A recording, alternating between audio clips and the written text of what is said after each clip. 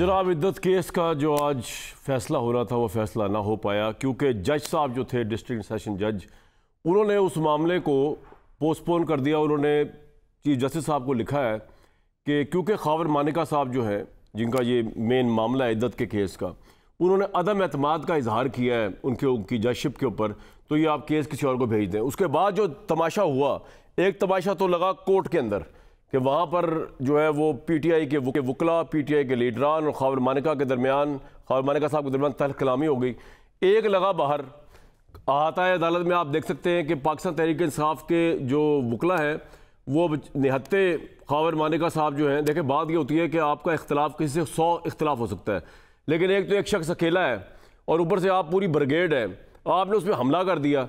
मतलब आपके नज़रियात, हो सकता है आपके नज़रियात ठीक हो जिन्होंने हमला किया, हो सकता है खावर मानिका साहब के नज़रियात ठीक हो, लेकिन कानून हाथ में लेना, कानून की वर्दी पहन के कंडेमेबल है, मैं मजम्मत करता हूँ।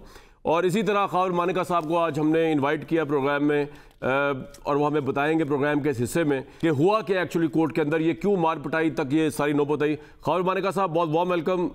आपको मेरी आवाज़ आ रही है? कामरान शाहिद हेर जी, वालेकुम अस्सलाम। Kamran, thank you. आ रही है? अच्छा मानिका साहब, आवाज़ आपको आ रही है क्लियर मेरी? उनकी आवाज़ उठाए भाई। ठीक है जी, जी आवाज़ क्लियर है जी। सर ये बताइए कि पाकिस्तान तहरीक इंसाफ वाले बहुत आग बगूला हुए हैं, वो कह रहे हैं कि आपने एक्स प्राइम मिनिस्टर के मुतल्लिक कोर्ट के अंदर ऐसी उश्ताल अंगेज और इतनी गैर इखलाकी ज़बान इस्तेमाल की कि वो मुश्तिल हो गए, उन्होंने आपको मारा। हुआ क्या कोर्ट के अंदर, क्या किया आपने?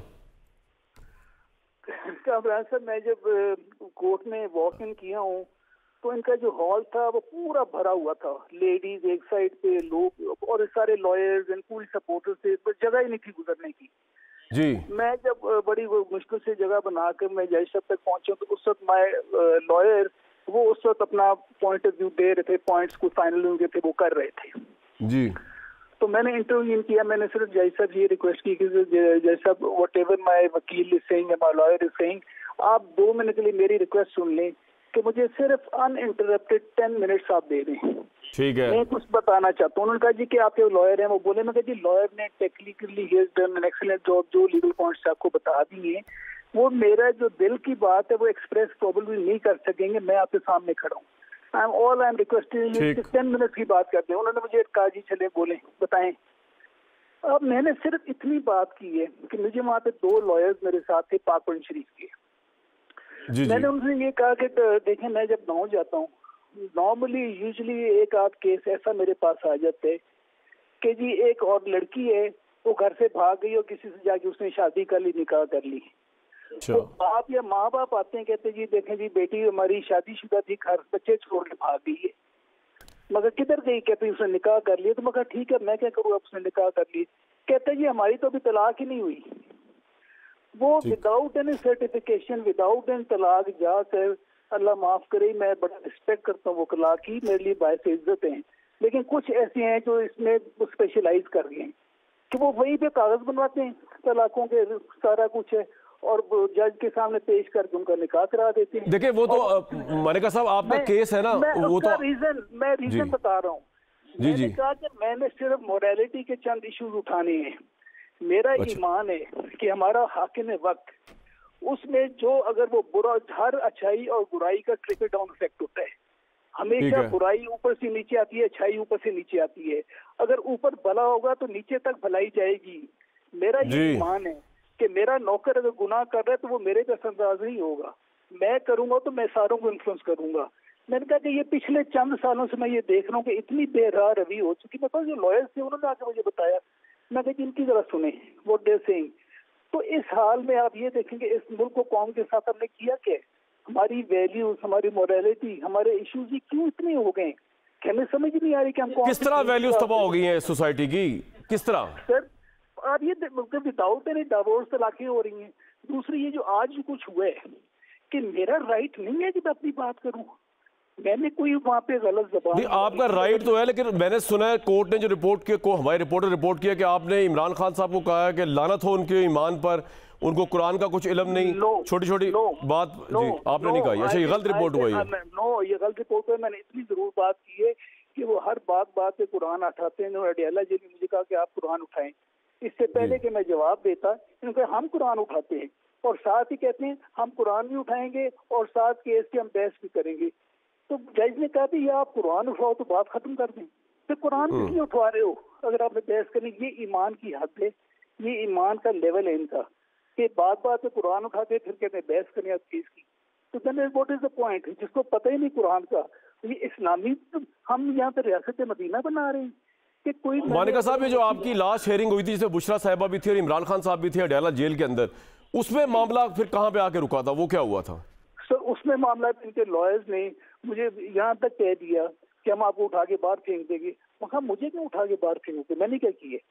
फिर मैं भी कुछ करूंगा? अब मैं हमेशा जाता हूँ जी, मैं अकेला जाता हूँ, मेरे साथ कोई फौज नहीं होती। इनके पूरे अंदर 30-30 बंदे होते हैं, 20-20 लॉयर्स होते हैं, और जिस तरह धरना हो रहा होता है, दे मिसबिहेव, ये ऊंची बोलेंगे, किसी को बोलने नहीं देते। इन्होंने फिर आपको सुना कि वहां पहले अदालत के कमरे के अंदर भी नीचे गिरा दिया बुकला ने, पीटीआई के, ऐसा हुआ? नहीं, अल्लाह का शुक्र है अंदर कोई नीचे नहीं गिराया इन्होंने। अच्छा, बाहर मारा?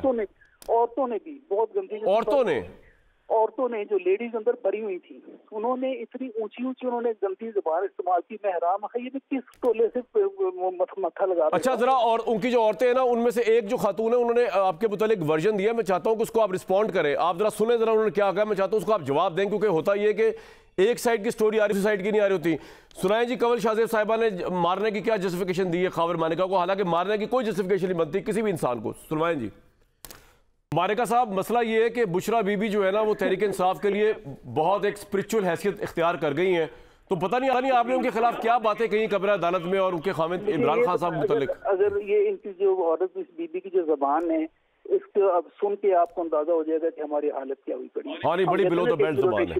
बिल्कुल, मैं एग्री। अगर नहीं है तो फिर मैं, आप देखें, अल्लाह मालिक है। बाकी अगर मेरी कोई ऐसी गुफ्तगू होती तो आप यकीन माने कि जज साहब जरूर मुझे टोकते कि आप ये ऐसी बात लफ्ज यूज ना करें, ऐसे अल्फाज यूज ना करें।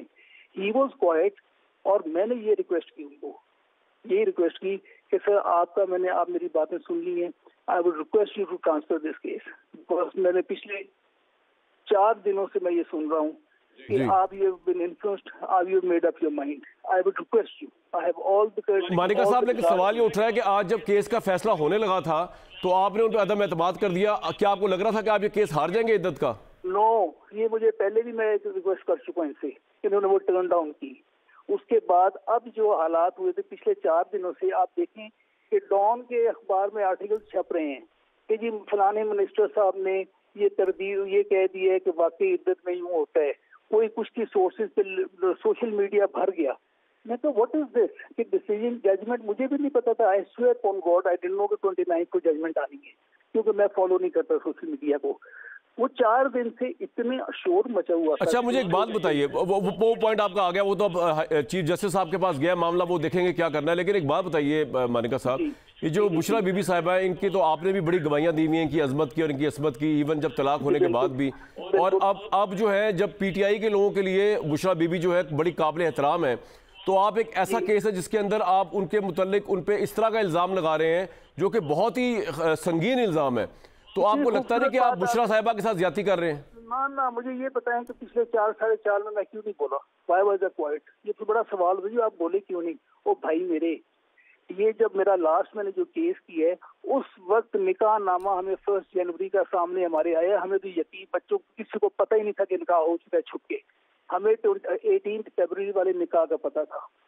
मुझे इस केस से पिछला जो अभी चल रहा है, ये जब हमने नहीं, इसके अलावा भी आपने उन पे जो इल्जामात लगाए ना, चलें वो तो एक निकाह इद्दत का हो गया, वो तो कोर्ट डिसाइड करेगा। इसके अलावा आपने जो उन पे इल्जामात लगाए वो तहरीक इंसाफ के लिए डाइजेस्टेबल नहीं। मैं तो ये कह रहा हूँ, एक ऐसी खातून जिसकी इस्मत की गवाहियां आपने दी हैं तलाक के बाद भी, तो उनके बाद आपने जो इमरान खान साहब को लेकर इल्जामात लगाए वो एक्सेप्टेबल और डाइजेस्टेबल नहीं हो रहे तहरीक इंसाफ को। हो या ना हो, हकीकत तो है ना कामरान। हकीकत ये है कि 18 फरवरी वाला निकाह जो है, इट वाज ऑल होक्स। ये this is when I learn कि ये चीट किया इन्होंने अल्लाह के नाम पे, अल्लाह के रसूल के नाम पे ये किया क्या है? हमारे घर को चीट किया दोनों ने। हमें जब पता चल रहा है कि 1 जनवरी को इन्होंने छुप के निकाह किया, ये आज तक डिनायल मोड में रहे हैं। ये केस मेरा इनिशिएट हुआ है तो यहाँ पे वो निकाह नामा सामने आए कि ये तो 1 जनवरी को छुप के कर चुके थे फॉर 4 years। मैं, मेरे बच्चों को हम यही समझते हैं कि मैं इसलिए छुप रहा कि एक शरीर निकाह इसने कर लिया, ठीक है, जाए जहाँ मर्जी जाए।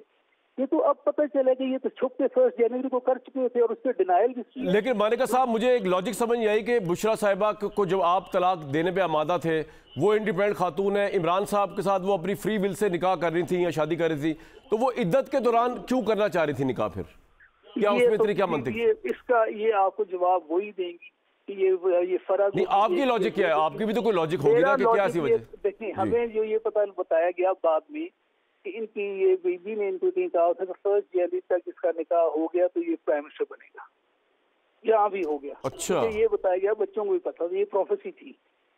अब किसने करना है, किसका होना है, ये मुझे नहीं पता इनको क्या किसने। वैसे पहुंची भी खातून है, उन्होंने जो कहा वो हो गया। 1 जनवरी को अगर बकौल आपके उनका निकाह हुआ तो प्राइम मिनिस्टर वो बन गए।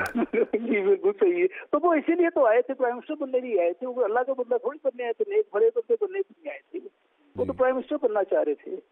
तो ये जो बुशरा साहिबा की रूहानियत है, इससे तो आप भी मुतासिर है ना? वो उनके पास रूहानियत तो है ना, कि अब आप ये कहेंगे वो भी नहीं है उनके पास? नहीं, हम पीर नहीं है। रूहानियत का बात मतलब हम पीर नहीं है, हम मोतक़िद हैं, इज्जत करते हैं, हाज़िर होते हैं, सलाम करते हैं। That doesn't, we are not pir. हमारे खानदान में कभी पीरी मुर्शिदी नहीं आई, ना अब ना थे कभी हैं, ना कभी हो सकते हैं। हम पीर नहीं है। तो अब आपका अगला लायबल, अब इमरान साहब के सामने तो आपकी कोई हियरिंग नहीं है। अब आप तहरीक इंसाफ से बच के रहें, क्योंकि ऑब्वियसली आपने उनके लीडर के मुतालिक इस तरह की गुफ्तगू कर दी है कि जो मैं यहाँ पढ़ भी नहीं सकता, जो आज कोर्ट की रिपोर्टिंग मेरे सामने आई है, जिस तरह की गुफ्तगू हुई है और जिस तरह आपने फ्लेयर अप कर दिया तहरीक।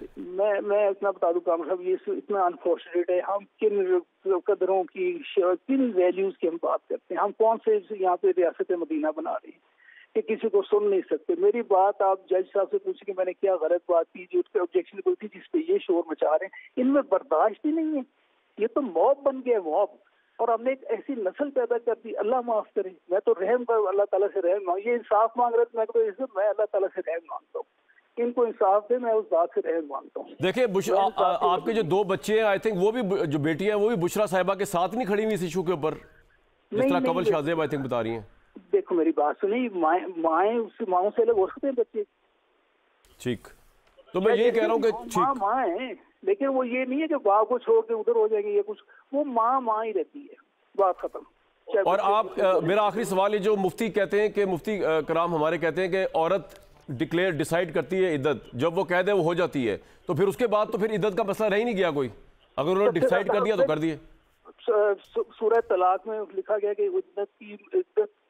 इद्दत की मुद्दत पे नजर रखो, ये सूरह तलाक में कुरान पाक। ठीक, बिल्कुल ठीक है। सूरह बकरा में आप जो है ना सर, मैं आपसे कहूँगा चलेंगे तो आपके दलाइल आ जाएंगे अदालत में। आप अपनी सिक्योरिटी का इंतजाम करके रखें।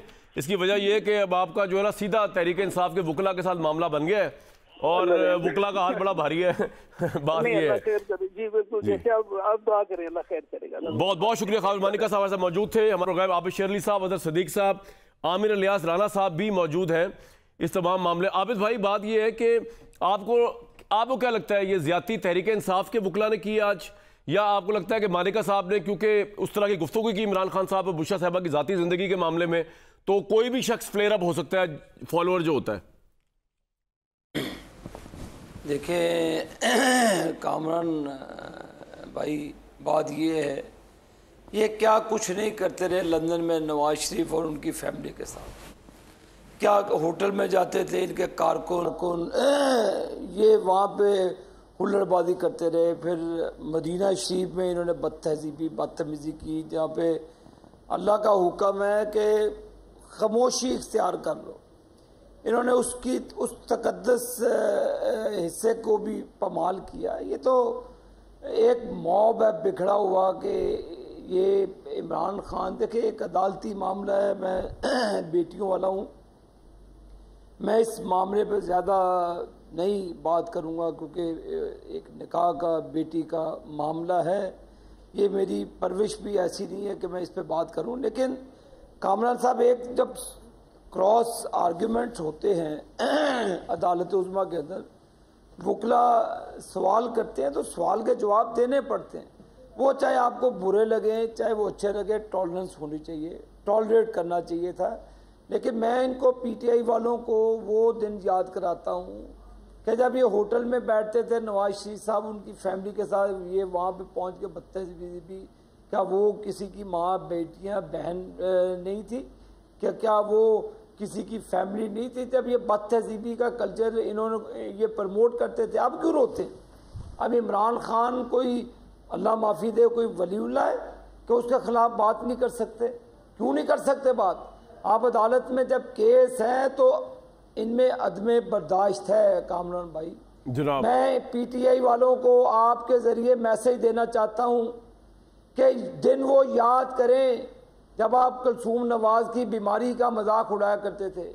वो दिन याद करें जब नवाज शरीफ के साथ आप रेस्टोरेंट में जाके बदतहजीबी करते थे, उनकी बेटियों के साथ, उनकी बहुओं के साथ, उनके बच्चों के साथ। आज आपके जो मुंह बोलते लीडर हैं उनके खिलाफ अदालत में बात हुई तो उनके वकला ने जो बदतहजीबी की, मैं उसको कंडेम करता हूँ। ना सिर्फ इसकी मजम्मत करता हूँ बल्कि इंतजामिया को कहूँगा कि उनके खिलाफ कार्रवाई की जाए ताकि ये चीज़ें रुकनी चाहिए। एक आईनी जंग है, आईनी तरीके से लड़ें। पॉइंट आ गया। ये नहीं है कि आपको कोई चीज पसंद नहीं आया आप मेरा गिरबान पकड़ के तो आप मुझे गालियां दें। बिल्कुल ठीक, हरगिज़ इजाजत। बिल्कुल ठीक। अदर साहब, बात ये है कि इधर मेरी तरफ आ जाएं। वो आप बिल्कुल, आपका डिफरेंस ओपिनियन हो सकता है खाविर मानिका साहब से, लेकिन उनको पीटना इस तरह, मुझे वैसे ना अभी कमरान भाई आपने वो देखी नहीं वीडियो फुटेज, मुक्का लहराते हुए, अपना ठठे डालते हुए अदालत के अंदर से निकल रहे थे, शायद देखी नहीं आप? कौन? खाविर मानिका? आपने शायद देखी नहीं है। दिखाया ना जरा, देखे जरा। वो हमारे सामने जो आई उसमें तो पिट रहे हैं भाई, वो आपके वकला के हाथों बड़ी बुरी तरह अकेले बंदे को पिट रहे हैं आप लोग। ये अदालत के बाहर की बात बता रहे हैं, मैं अदालत के अंदर से निकलते हुए बता नहीं हालात, मुक्का लहराते हुए, हंसते मुस्कुराते, यानी और आपसे उनकी हंसी बर्दाश्त हुई, आपने कहा इसको मारो इधर, कब अदालत आता है अदालत में। मैं अभी बात तो विजुअल चलाए यार। बहन और बेटियों की बातें हो रही हैं कि आप अपनी साबका बीवी के अगेंस्ट बगैर तोहमत लगा रहे हैं आप और आप 5 साल अब खामोश बैठे रहे। आपको जब घर से अगवा करके ले गए, 1 महीना जो आपके साथ हुआ, उसके बाद आके कंप्लेनेंट बन गए। पहले देखे ना केस बनाया किसने? 1450 साल की हिस्ट्री में मैंने ऐसा केस नहीं देखा। हम भी माओ बहनों मेरी बेटियों वाले हैं, अगर थे ना इतने, अगर इतना प्यार था, इन्हें तो शर्म से डूब मरना चाहिए खाविर मानिका साहब को।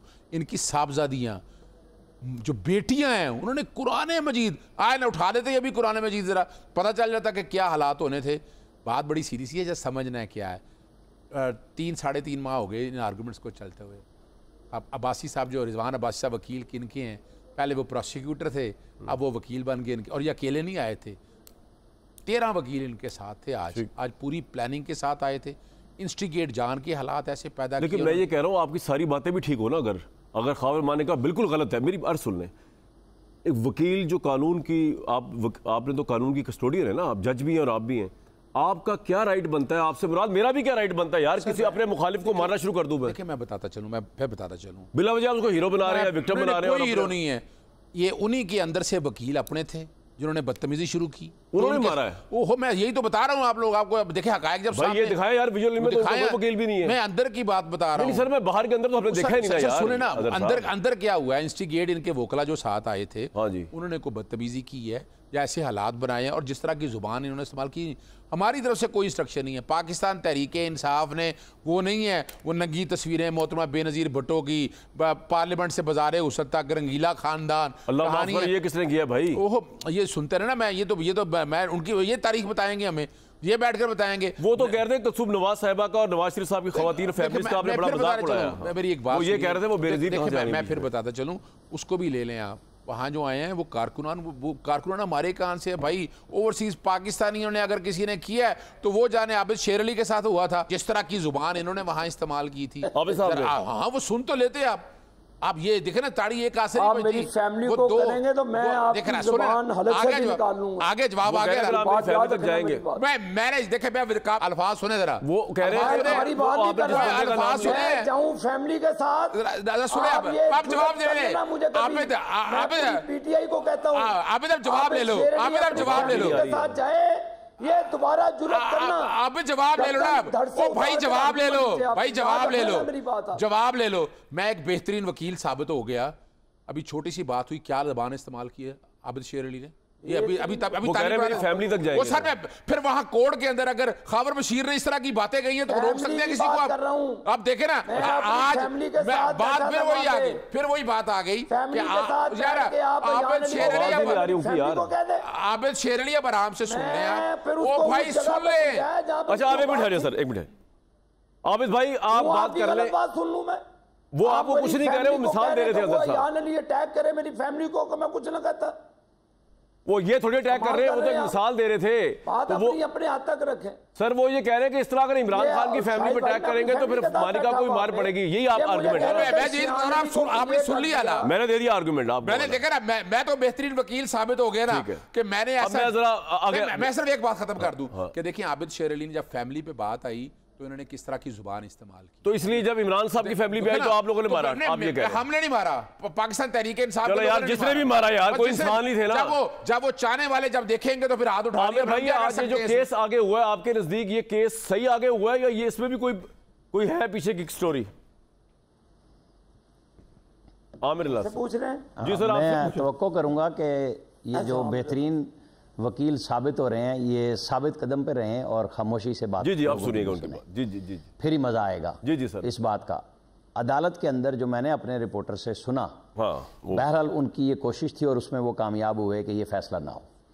खबर पहली तो उनकी ये कामयाबी थी और उनकी कामयाबी का ही गुस्सा था कि उन्हें खवातीन ने जो PTI की आई हुई थी उन्होंने बिल्कुल थप्पड़ शप्पड़ अदालत के अंदर मारे उन्हें, और बाहर जो थप्पड़ पड़ा वो आपने और हमने सब ने देख लिया। ये इस केस पे इससे ज़्यादा मैं कोई गुफ्तगू नहीं करूँगा, लेकिन चूँकि अल्लाह और उसके रसूल और सारी गुफ्तगू मानेका साहब की आपने सुनवाई, कमल शोज़िब साहिबा बोल रही थी, सब के अपने अपने जज्बात होंगे। मैं कुछ और कह रहा हूँ, ये ना सच कोई नहीं बोलता इस केस में, ना खान साहब की तरफ से सच है और ना खावर मानेका की तरफ से सच है। ये बिल्कुल राब्ते में थे, ये दोनों एक दूसरे के काम करते थे।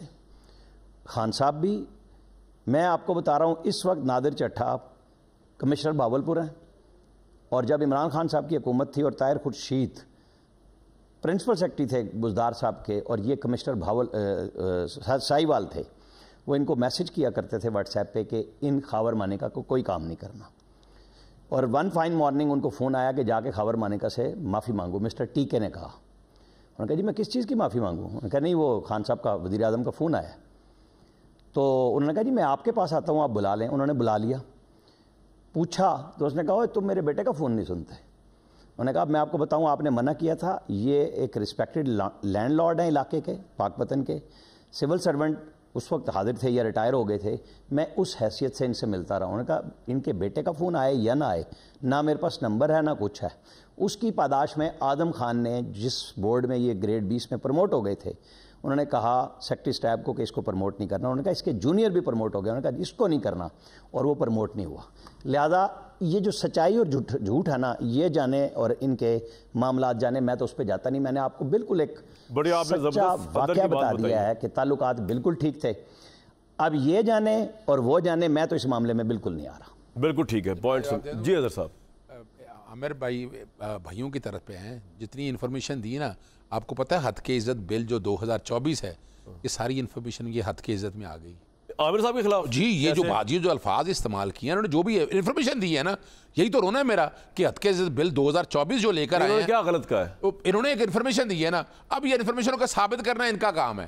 जरा मेरी बात को समझिएगा कि हम ऐसी इस तरह की इन्फॉर्मेशन जो बातें वो ठीक है, लेकिन एक बात बड़ी वाज़ेह है, वो बड़ी क्लैरिटी के साथ मैं बताता चलूँ आपको, पूरा केसला इसके ऊपर मौजूद है। आप अंदाज़ा लगाएं इनके वकील, अब आपने ख़त पढ़ा है वो जज साहब ने जो लिखा है, उन्होंने कहा कि किस तरह ये डिले करते रहे, किस तरह लेट करते रहे, और वो जज साहब ने जो है ना अपने, मैं समझता हूँ जज साहब ने भी फैसला गलत किया है, और अगर आप किसी पे अदम एतमाद का इजहार करें, वो फैसला उस जज ने करना है, वो ऑलरेडी फैसला कर चुका है, वो दोबारा नहीं कर। और ये पूरी प्लानिंग के साथ आके आपने डिले करना था, वो डिले कर लिया। केस तो ये काबिल खराज है। इलियास राणा साहब, आप साबित कर सकेंगे, वरना हत्या की इज्जत का दावा दायर हो जाएगा आप पे, जो आपने बातें बताई हैं। ये जब करेंगे केस, बात भी हो जाएगी और चीज़ें भी आ जाएंगी, कोई ऐसा इशू नहीं है। ये मुझे ना डराएं इनके तो धंधा चल पड़ेगा ना वकील साहब का। ना यार आमिर, देखो हर जगह हर दफा तुम बात ऐसी कर देते हो। मैंने तुम्हें सिर्फ इतना कहा है कि हद के इज्जत बिल जो है जिसमें आप सब खड़े हैं, मैं खड़ा हूं आपके साथ, कि वो जो हद के इज्जत बिल तो जो है ना, आज और मैं और आप बात कर रहे हैं, अभी वो कानून नहीं बना। जब कानून बनेगा भाई ये क्रेडिट पे थोड़ा बहुत भाई मैं मजाक में चांदी हो जाएगी ना, मैं मजाक ओले जी कोई वकील मैंने चैलेंज किया उसको, मैंने सदर को लिखा है, मैंने सॉरी गवर्नर को लिखा है वापस भेजिए। एक ब्रेक, तो यही कह रहा हूं। हां तो फिर आबिद भाई ब्रेक लेता हूं मैं, उसके बाद यार यही तो हत्ते के इज्जत में कौन कौन आएगा? क्या मैं भी आऊंगा? क्या आबिद शेर अली साहब भी आएंगे? क्या आमिर साहब भी आएंगे? क्या अजहर साहब भी आएंगे? क्या बानी सारे प्रोग्राम आएंगे, सारे आएंगे, इमरान खान भी आएंगे, तो सारे आएंगे ना। यही तो एक ब्रेक दिखाएं भाई। मानिका साहब जब बाहर आ रहे थे कब्र अदालत से तो ऑब्वियसली वो खुश थे, वो सही उन्होंने बताया कि उनको वहां मारनी पड़ी थी अंदर। दिखाएं जरा, दिखाएं। वो बाहर दोनों हाथ उठाकर फतह के शादियाने बजा कर आ रहे थे, क्योंकि ऑब्वियसली उसकी वजह भी समझ आती है, क्योंकि वो जज ने उनका केस जो है वो फैसला नहीं सुनाया था। उसके बाद उनके पिटने के मनाजिर शुरू हो जाएंगे। ऑब्वियसली तहरीक इंसाफ वालों को से देखा नहीं गया, उनकी जरा सी खुशी मानिका साहब की, और पीटना शुरू कर दिया। आबिद भाई ये तो आप कंडेम करें ना। आप वकील साहब, अदर साहब, आप अपनी बीवी के साथ बैठे हैं, अपनी बेटी के साथ बैठे हैं, मैं आपके टेबल पे कैमरा लेकर आपकी बेटी को और आपको गाली दूं, कैसा लगेगा? बताओ जी। देखिए आप बर्दाश्त करेंगे? देखिए मैं आबिद शेर, आप इस चीज को कंडेम करें नहीं, कि वो मेरे टेबल पे आए, नहीं सुन लें, मेरे टेबल पे आके मेरे अहले खाना को, मेरे अजीजों कारब को मेरे सामने कोई गाली दे, उसको तो मैं कभी भी टॉलरेट नहीं। देखिए मैं आज भी उस पर फख्र करता हूँ, मैंने जो किया मैंने 200% ठीक किया। नहीं देखिए मेरी नहीं सुनना नहीं, आप वहां पे मौजूद नहीं थे, मैंने आपको एक सवाल मैं इसी का जवाब जी भाई, मेरी भी बेटी, अगर आपके साथ बुरा हो इस तरह का, बहन और बहन बेटियां सारी सबकी सांझी होती हैं, चाहे आबिद शेर अली की हो जो कहीं हो।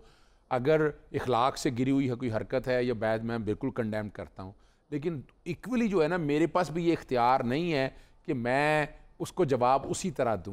मेरे पास तरीक़ाकार क्या है, आपके पास देखिए बहुत से तरीक़ाकार हैं, ऐसा नहीं है। तो आपने आज जो मारा आपके लोगों ने वो भी गलत तरीका है सर। देखिए मैं फिर बताना चाहूँ, वो भी आपका मैंने आपके सामने क्या बात कही है कि वो वोकला की आपस में लड़ाई थी। मानिका को मार पड़ी। नहीं, वो मानिका को इसलिए, वो देखे खावर मानिका को बचाने के लिए, वो मैं जो कि जानता नहीं हकायक को, मुझे जैसे बताया मैंने वही बता रहा हूँ। हुआ क्या कि वो वकीलों ने आपस में, आपने देखा अभी आप हाथ लहराते फतह करते हुए वो कामयाब हो गया ना, कि 3 महीने की मेहनत करके अब दोबारा, और मैं आपके प्रोग्राम के तवज्जो सच्ची जो हिसाब से मुतालबा करूंगा कि जो जज साहब ने रेफरेंस भेजा है वापस भेजें उस जज साहब के पास, वो फैसला करे इसका सारा केस सुन लिया। और अगली बात जो है ना कि वहां तक देखिए, वहां अंदर आप वो फतह मनाते आ गया बाहर। अगली बात ये यार कि आपके पास नवाज शरीफ साहब ने जो नया बयानिया दिया ना, जज भी बन गए, जिन्होंने कहा है कि इमरान खान आज तक जवाब नहीं दे सकी आपकी पार्टी, जो उन्होंने 28 मई को जब सदर बने कल, उन्होंने ये कहा ना कि जी इमरान खान तीसरी फोर्स थे उस जमाने की इस्टेब्लिशमेंट के, आज हमें बता रहे हैं इस्टेब्लिशमेंट बताना, उसका जवाब आप लोग नहीं दे सके, पूरी तरीके के साथ जवाब नहीं दे सके। मैं जवाब दे देता हूँ, आप बताएं। देखिए 3 चीजें ज़हन में रखें, क्विकली देना, फिर आमिर साहब से पूछना है। आपको याद होगा हम अपना अगस्त 2018 में आए थे ना जी, अप्रैल 2019 में ख्वाजा आसिफ कहते हैं कि जनरल बाजवा से रब्ता हो गया था, पंजाब देने का हो गया। नवंबर में नवाज शरीफ इस मुल्क से अगस्त 2018 पे तो आप उनके साथ ही आए ना। मैं जो बात नवाज शरीफ को हटाया, मैं जो बात कहना चाह रहा हूँ, कोई तीसरी फोर्स नहीं था इमरान खान। सर मेरी एक बात सुनिए, साहब ने एक पब्लिक मीटिंग डॉक्टर तारुल कादरी ने इस बात को लगाया, बिल्कुल नहीं कोई जुर्म, हम किसी ऐसे जुर्म का हिस्सा नहीं है, ना बढ़ेंगे अब भाई नहीं। मैं साहब अब सुने एक मिनट हट जाए, आमिर इलियास राणा साहब इसका ओ भाई नहीं थे फ्रंट, चैलेंज है, चैलेंज कर रहा हूं, नहीं थे फ्रंट में। हम नवाज शरीफ नहीं है, हम नवाज शरीफ नहीं है, आबिद शेर अली, हम नवाज शरीफ नहीं है जो एस्टैब्लिशमेंट के पांव पे पला, जो एस्टैब्लिशमेंट की उंगली बन के चला। हम बिल्कुल नहीं है किसी के, हम किसी के प्रॉक्सी नहीं है, हम किसी हाइब्रिड रजीम पर यकीन नहीं करते। मैं बता दूं आपको, आप आ जाए कमीशन बना लें इसके ऊपर, चले मैं ऐलान करता हूं, आए कमीशन बनाए इसके ऊपर कि एस्टैब्लिशमेंट का खिलाड़ी कौन रहा है, आ जाए, तय हो जाएगा, इसमें क्या ऐसी बात है। आप दोनों रुक जाए, एक मिनट, दोनों रुक जाए, आमिर इलियास राणा साहब कमीशन बना लें इसके ऊपर, तो पता ही कोई नहीं था। आप एक कमीशन बना लें। आबिद भाई एक मिनट, आबिद साहब एक मिनट, आप साइलेंस, आप भी साइलेंट। आमिर इलियास राणा साहब, जवाब नहीं आया साहब की तरफ से अभी तक नवाज शरीफ साहब की इस बात का कि जी एस्टैब्लिशमेंट का ताना हमें क्या दे रहे, एस्टैब्लिशमेंट की तीसरी फोर्स तो आप थे 2018 में। आमिर इलियास राणा साहब देखें, सुप्रीम कोर्ट का कमीशन बना था 2013 की धांधली पे, आज तक इन्होंने माना उसको जो इनकी चॉइस पे बना था चीफ जस्टिस ऑफ पाकिस्तान की मौजूदगी में, और वो फिर उन्होंने धांधली पे कह दिया था कि कोई मुनज़्ज़म धांधली नहीं थी। लिहाजा इस बात को तो पॉलिटिकल स्कोरिंग के अलावा आप ना करें। बी टीम, ए टीम सारे अपने अपने वक्त में रहे, लेकिन मैं आपको एक बात बड़ी सॉलिड बता सकता हूँ कि नवाज शरीफ पहली दफ़ा जब वज़ीर आज़म बने, जनरल हमीद गुल मरूम फौत हो गए। मैं उनका फ़िक्र सुना रहा हूँ कि जिस दिन नवाज शरीफ ने IGI की सदारत मौलाना समीउल हक की बारी पे अपने हाथ ले ली थी, वो हमारे हाथ से निकल गया था, और 3 दफ़ा उसका निकाला जाना ये साबित करता है कि वो कभी किसी की बी टीम नहीं था, वो जमहूरियत के लिए लड़ता रहा। उसको बार बार तरीके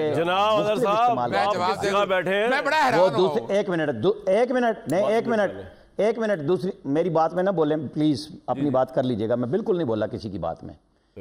नवाज शरीफ दूसरी दफा कल सदर बने हैं। मुशर्रफ ने जब पाकिस्तान में कू किया था, फिर आप इस पे आपने भी नहीं चिढ़ना, पाकिस्तान पे कब्जा किया था, उस वक्त भी उनकी सदारत ले ली गई थी, और राजा ज़फ़रुल हक चेयरमैन बने थे, जावेद हाशमी कायम मकाम सदर बने थे, और वो 7-8 साल बाद फिर आके सदर बने थे। वो दूसरी दफ़ा कल बने हैं। ये पाकिस्तान में कम लोगों के हाथ में होता है। अब आप बी टीम और सी टीम बनाए ना, तो जो बात कर रहे थे कि जनरल बाजवा की जो एक्सटेंशन है ना, वो नवाज शरीफ के लंदन जाने से पहले इमरान खान ने अपने ऑफिस से जारी की थी, और वो सौदेबाजी थी उस वक्त के चीफ जस्टिस से कि उसको या एक्सटेंशन देनी थी या पॉइंट आ गया सर। मैं जवाब दे दूं। जी रिस्पॉन्ड करें कोई क्विकली करना रिस्पॉन्ड। अच्छा मैं बड़ा जल्दी जवाब देने लगा। 1 मिनट, वो जो खलील जिब्रान का सौदा बेचा करते थे ना, टाइम खत्म हो जाना है आमिर साहब टाइम खत्म हो जाना है।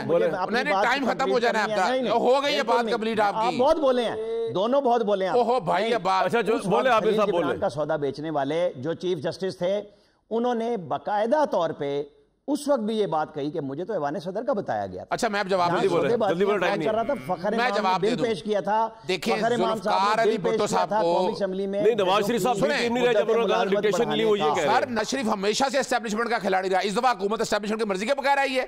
नवाज शरीफ देखिए जुल्फ़िकार अली भुट्टो पे इल्जाम लगता रहा कि आप इस मुल्क के साथ गद्दार हैं। ये कामरान साहब आपने बार-बार एक ही सुन लेना, आप सुन ले, नवाज शरीफ एक टीम है, बात भी नहीं करने देते। एस्टैब्लिशमेंट आप फटाफट वर्शन लेने के चक्करों में रह जाते हैं। सुन लेना, आप जवाब दे लेना, मुझे जवाब दे लेने जरा, जवाब दे दीजिएगा आप भी। एस्टैब्लिशमेंट का हिस्सा रहा है, एस्टैब्लिशमेंट लेके आई है, एस्टैब्लिशमेंट के साथ लेकर आया है। एक ब्रेक लूंगा।